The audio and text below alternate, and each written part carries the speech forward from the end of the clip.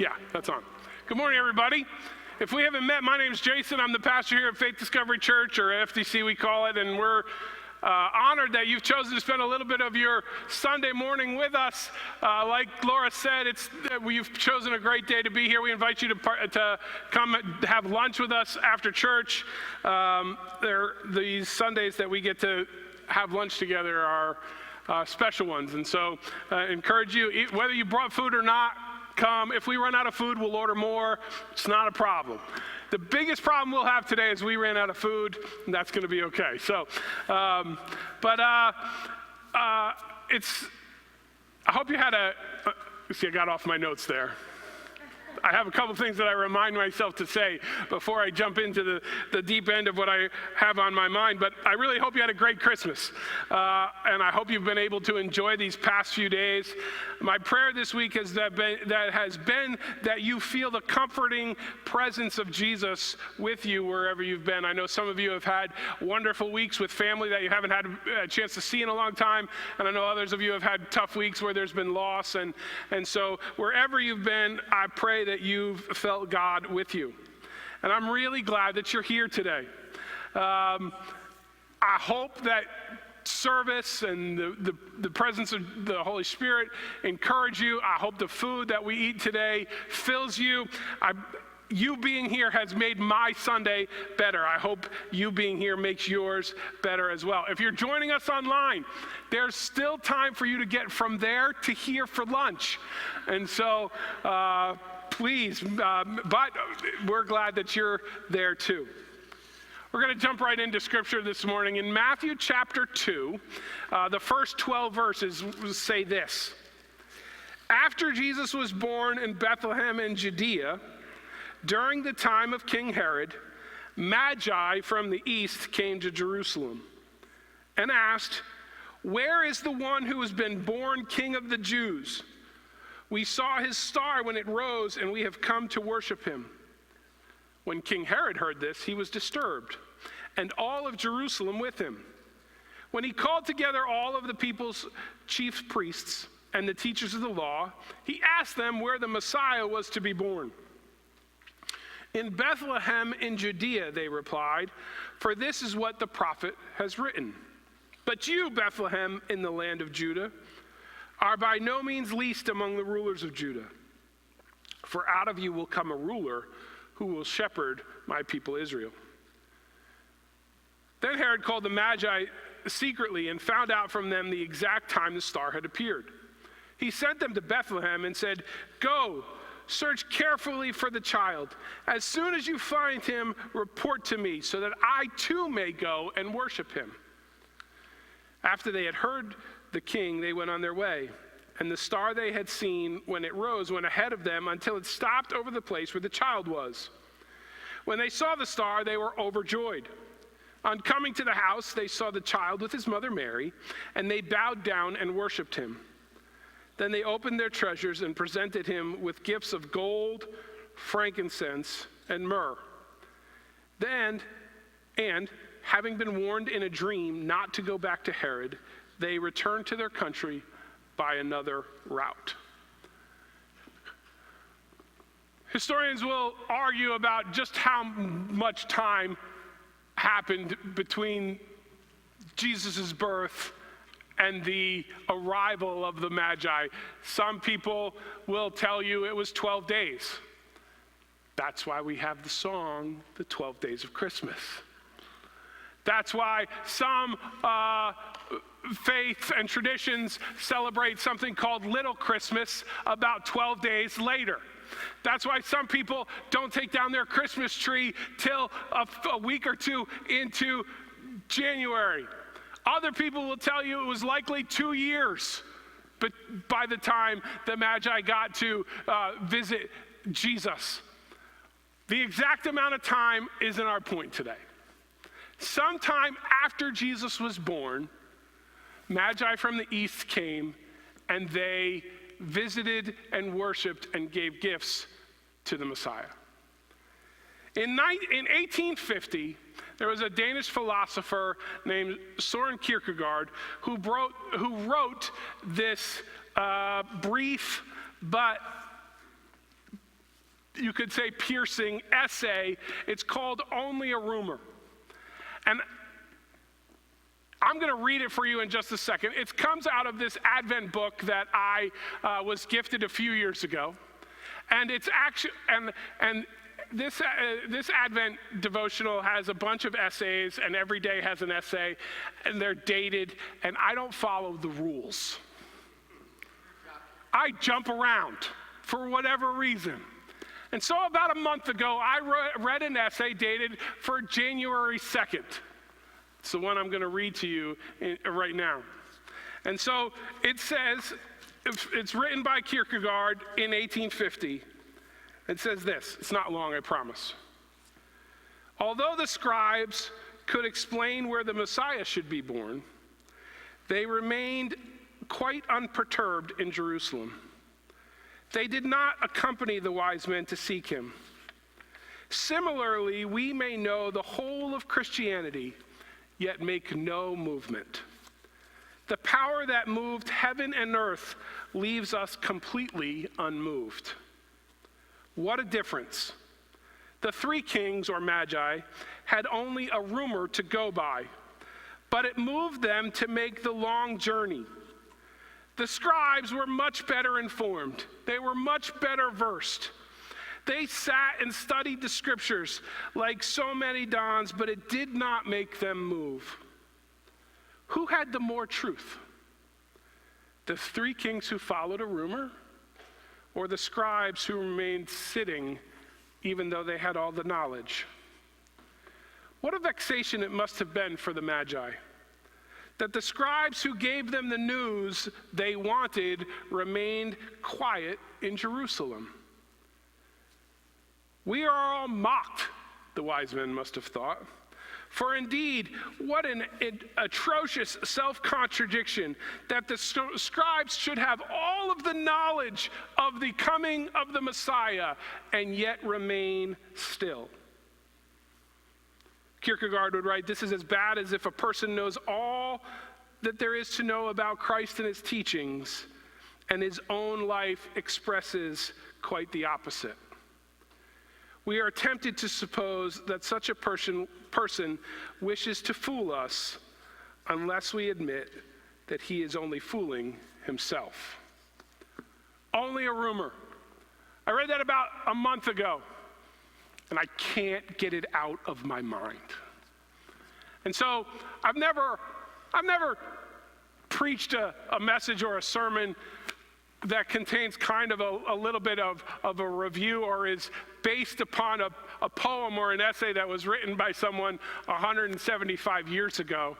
But this idea of the Magi's curiosity and hope compared to the scribes and learned people of Jerusalem's apathy is not, it's just, I can't get it out of my mind. And so I have some thoughts to share with you this morning about the people that this passage in Matthew talks about.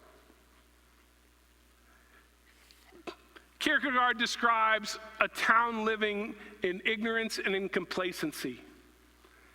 He writes of people who only hear a rumor that a king might be coming, and that this possibility alone disrupts their peace. They overturn everything about the hope of what might be. He points out that just a faint whisper of the king's arrival unsettles the town because it calls everything into question for the people in Jerusalem. Their security, their way of life, their positions, their loyalties, their power structures. Matthew chapter 2 is the story of a rumor that a king had been born in Bethlehem. And as we read about the rumor and how people reacted to it, I find that it is challenging, at least to me, as I reflect on Kierkegaard's poem, to see how I see myself in each of the people identified in this passage. For King Herod, this rumor of a new king was intolerable. For the people of Jerusalem, the idea of a new king was disturbing, yet not quite so disturbing as to cause them to do anything about it. And yet for the Magi or the wise men or the three kings, whichever word you want to use, probably based on which Christmas carol you like the best, it was a call to worship and an urging to find the truth behind what could be. In our own lives, how do we respond to the rumor of Jesus? Does the idea of who Jesus is and what he might offer unsettle us? Does it disturb us? Or does it draw us into worship? What does it mean that the coming of Christ remains as disruptive today as it was 2,000 years ago? The Magi, the wise men, they came seeking the truth behind the rumor. They came from the east. These men were likely astrologers. They were scholars who studied the stars and believed that celestial signs pointed to great earthly events. And so they came asking a dangerous question. They asked Herod the king, who's, by the way, Herod's a king in title only. He's not a person who has power. The Romans have the power at this point. He's a puppet for the Romans. And so, because he peacefully, graciously says that he'll be a puppet for them, they let him have this title of king. And so for him, as he gets this visit from these wise men, when it's a dangerous question for him, because they come asking, where's the king? And he's saying, I'm the king. He's not really the king. But to the world of power and politics, this question was deeply unsettling. The wise men were not asking if such a king existed. Because of the sign that they had seen in the heavens, they assumed the king existed. They had seen the star, and to them, the rumor, the idea of what could be, is credible enough to prompt a long and costly journey. And their journey reminds us that faith often begins with a rumor, a glimpse, a whisper of something more. It begins with something called faith. The Magi were not paralyzed by doubt. They're moved to seek, to inquire, and to worship. We live in a world that trades in certainty. We want proof. We want evidence. We want guarantees. But the journey of faith doesn't begin with a certainty.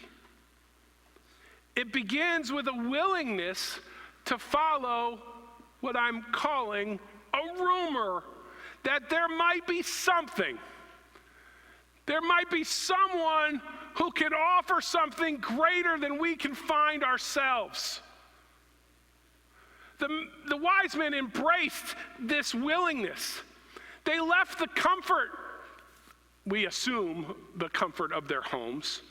They left the prestige of their positions to follow a star in uncertainty. So before we finish reflecting on the wise men, let me ask, what is maybe the next, maybe not the first, or maybe the first in a series of questions I want to ask this morning? What are the stars that you've ignored? What rumors of God's work in your life have you dismissed or looked over? What's the idea that God might have that you find to be inconvenient or disruptive? I was watching I was watching reels this week. I find that I watch too many reels. I don't like social media, but I like reels that are funny. And so I laugh at them. And I was watching this reel from a television show that was really a spoof on, it was almost sacrilegious is what it was. But it was pretending to be a small group of Christians praying that they would hear from God. And a voice from heaven says, "This is God," or something like that. "You've been looking for direction. I want you to sell everything you own and give it to the poor." And the people are like, "Anybody else up there?" What's the direction of God that you find to be inconvenient or disruptive? What's the stars that you've chosen not to see or follow? We should be inspired by the faith of the wise men, because they gave up what they had for the promise of what might be. Jesus said, "I came to offer life and life to the full."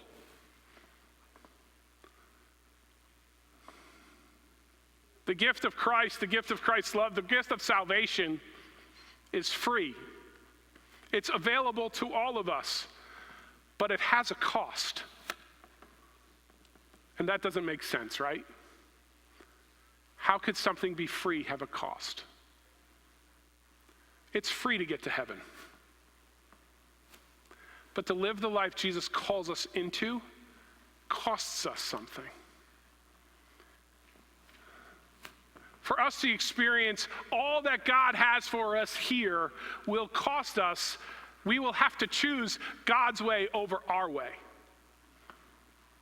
That's what the wise men did. For Herod, the rumor brought fear of losing control. It did not inspire him to seek or to worship. The passage, if I read it, I'll go back to the exact words. It says he was disturbed. It disturbed him. Herod was a ruler known for ruthlessness, for paranoia, and a relentless hold on power. And so when he hears this idea of a child being born, notice he immediately starts to figure out who's been born. Because he pulls together the chief priests and the scribes, and he said, do you see what his question is? Where's the Messiah supposed to be born? He recognizes what's happening here. And it's a threat to him. And so he responds in fear.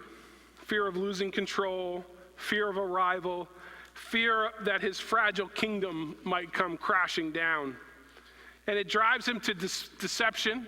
He lies to the wise men, to manipulation. And this is from Matthew chapter 2, verse 16. When Herod realized that he had been outwitted by the Magi, when he realized they weren't coming back to tell him when everything happened, he was furious, and he gave orders to kill all the boys in in Bethlehem and its vicinity who were 2 years and under. That's why some people will say it was 2 years. And it's in accordance with the time he had learned from the Magi. Herod responds to this rumor in a way that drives him to deception, manipulation, and massacre.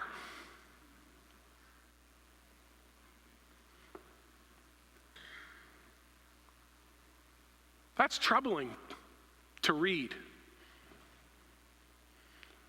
It's also troubling when I do some self-analysis and say, where do I see myself in Herod? Herod's a tragic figure, a reminder of how deeply humans cling to power. The birth of Jesus was not a threat to Herod's throne in any particular sense, any practical sense. Jesus wasn't coming to set up an earthly throne. Jesus was not born in a palace. He was born in obscurity. He was not organizing a revolution. He wasn't rallying an army. Yet to Herod, the mere threat, the mere possibility of another king was intolerable.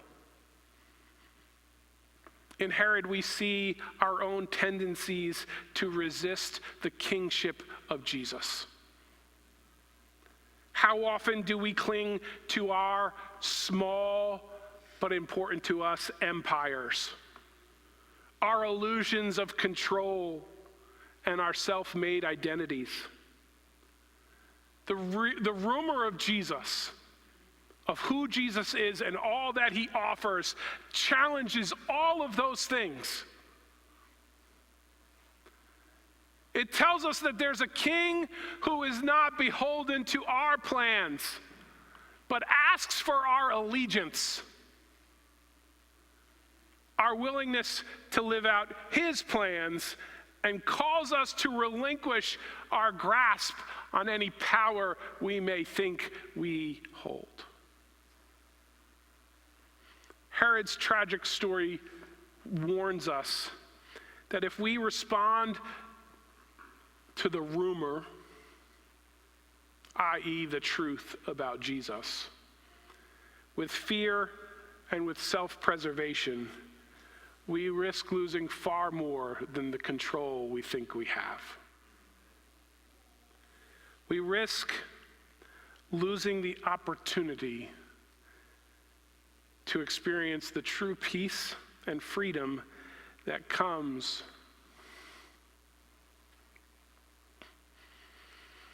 when we bow down and worship the true King. But it wasn't just Herod.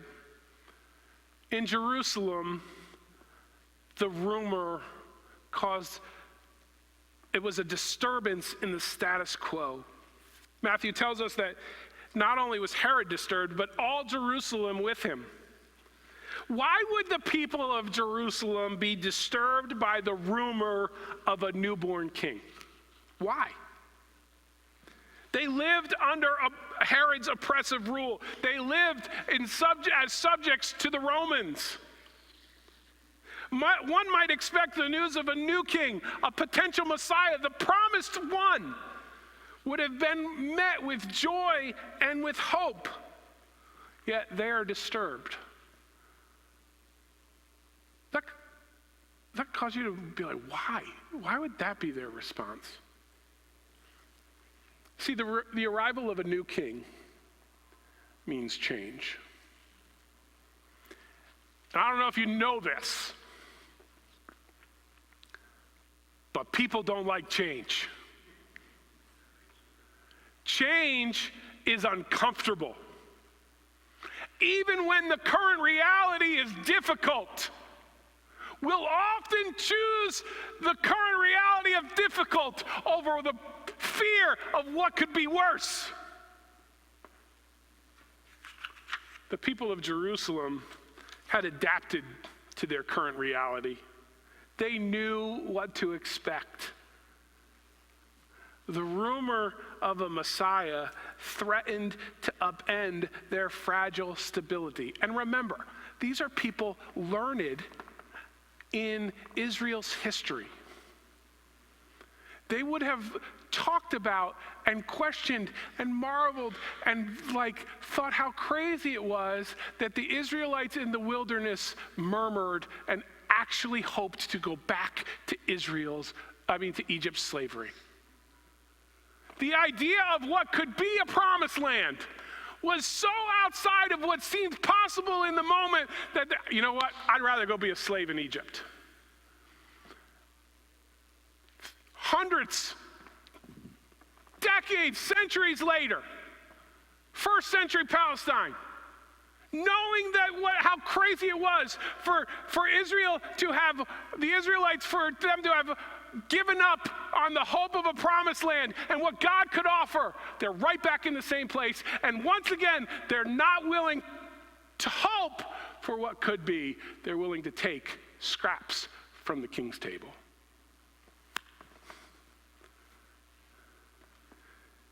The rumor of a Messiah threatened to upend the stable life they had come to adapt to. You see, we too can become comfortable in our own discomfort. We often settle for a life that is predictable, even if it's not abundant. We resist the transforming presence of Christ because it means surrendering the familiar, the routine, the safe. The call of Jesus is many things, but it is not a promise of safety.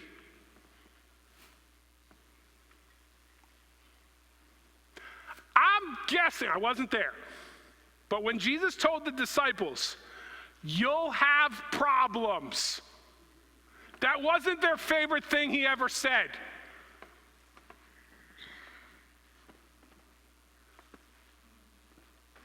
And this is the same man who said, "Follow me and you can have an abundance of life." The abundance of life is not the absence of problems. The abundance of life is the presence of Jesus in wherever you are. The rumor of Christ calls us to examine the status quo in our own lives. Are we disturbed by the thought of Jesus truly being king over every aspect of our lives? In theory, no.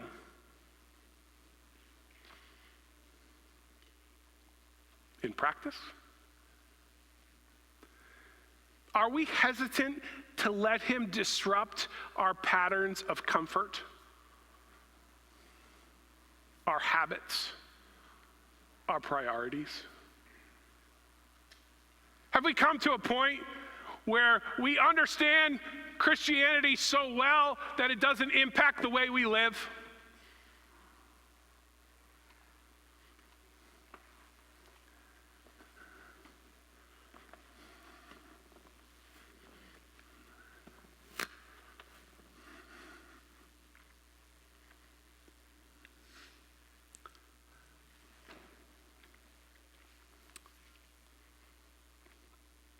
I'm debating whether I'm going to tell this story. Because I didn't ask permission, but I'm going to do it and then apologize. Fred and Diane, I apologize. Because I didn't ask them if I was going to tell this. Every Sunday, they come forward for prayer, fully believing God's going to heal what's going on in their lives. That inspires me. Because I've been a Christian my whole life. I've been in church. I don't remember the first time I went to church. I was told I was born on Tuesday and I was church on Sunday. My father must not have been that good of a speaker that week because I don't remember it at all. I've become part of it. There are times we can become callous to the hope of what Jesus can actually do. But the faith to believe that God will do it is such an important part of the Christian experience. For the people in Israel, the people in Jerusalem, they had come to the point where they weren't, practically speaking, they had lost hope for Messiah to bring true freedom. I wonder if sometimes we as Christians have come to a place where we settle for what we have rather than what God has for us.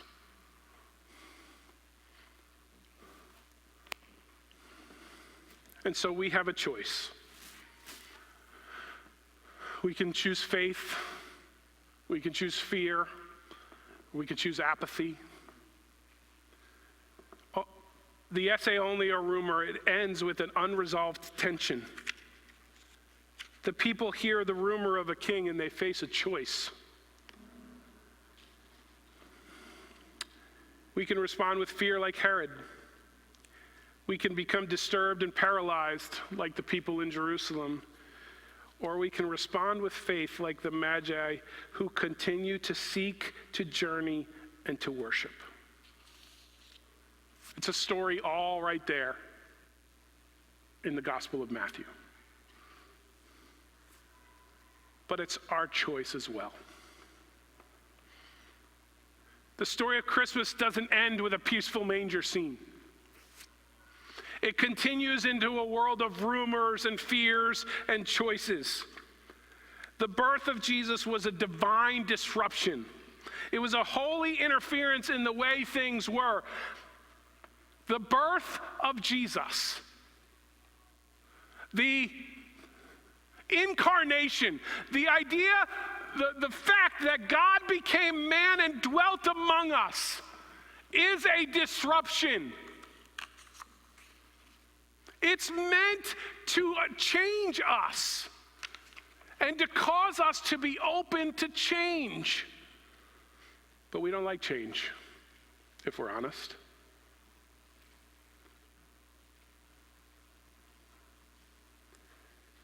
It's a holy interference into the way our lives work. The idea of Christ's kingship asks us to decide, will we cling to our power, to our comfort, to our certainty, or will we set out on the journey of faith? Will we trade what we have for the hope of what Jesus offered? The Magi didn't even know the promises of what the Messiah offered. They weren't Jewish. We have no reason to believe they studied the scriptures and understood the messianic prophecies of the Hebrew scriptures. There's nothing that would point us in that direction. But they understood that their belief said that when something in the stars happened, something great was possible. And so they wanted to go see what was happening amongst the Jewish people, because there was a king they wanted to worship.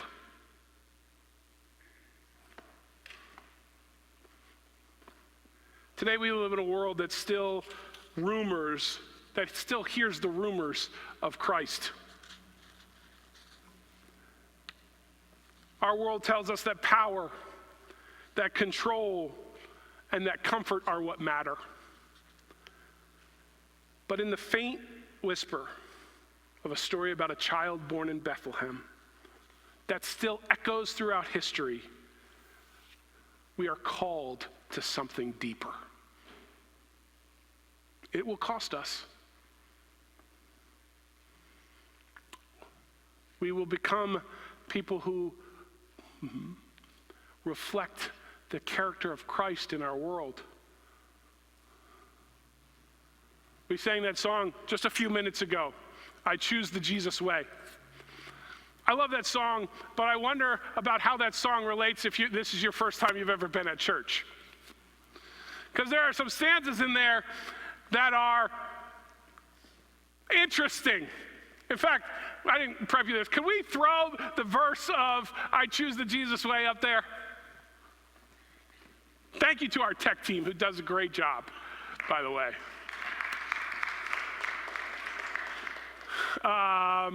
Let's go to if there are some if yous. If you're helpless, I will defend you. If you're burdened, I'll share the weight. If you curse me, then I will bless you. If you hurt me, I will. The ifs lines there are. If this is the first time you've ever experienced church and you see those lines, you're like, where am I?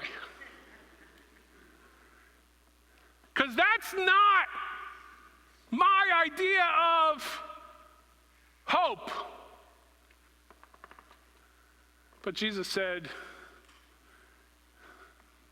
your idea of hope leads to a very troubling place. If you'll follow me, he said, you're my friends if you do what I command. Here's my command. Do you remember what his command is? Love each other. Put others people first. When you live a life of putting other people first, it costs you.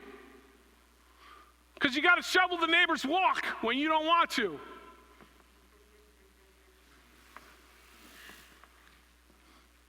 You got to rake leaves We live next door to a man who is quite seasoned in life. I'm not going to call him old. He's a wonderful old man, and he suffers from COPD. And if we don't get to our walk in time, he starts shoveling our walk. I have teenagers who should do the walk. But he lives in a life of such generosity of spirit that he don't care. I want to help. When you choose the Jesus way, when you follow the example of the Magi, you walk into something different than what was expected, but it opens the door to something totally beyond what you could have ever imagined.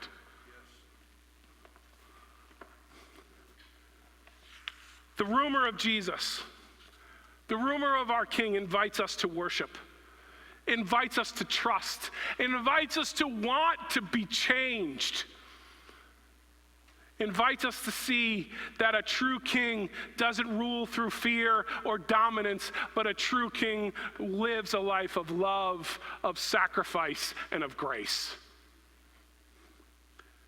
So this morning, may we, like the wise men, have the courage to follow the star. May we seek the truth behind the rumor, and may we come to a place where we bow in worship before the King who transforms our lives and the world. Would you pray with me? Jesus,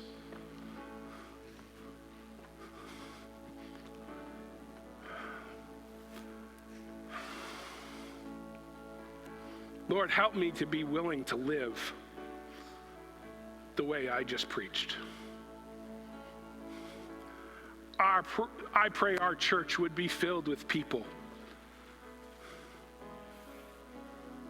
who are open to the hope and faith of what you offer. And like the Magi, will give up what they have for the hope of what you offer. Lord, and may we be willing to tell the world unabashedly about the King of the Jews, the Savior, the Messiah, the one who has come to save the world from its sins.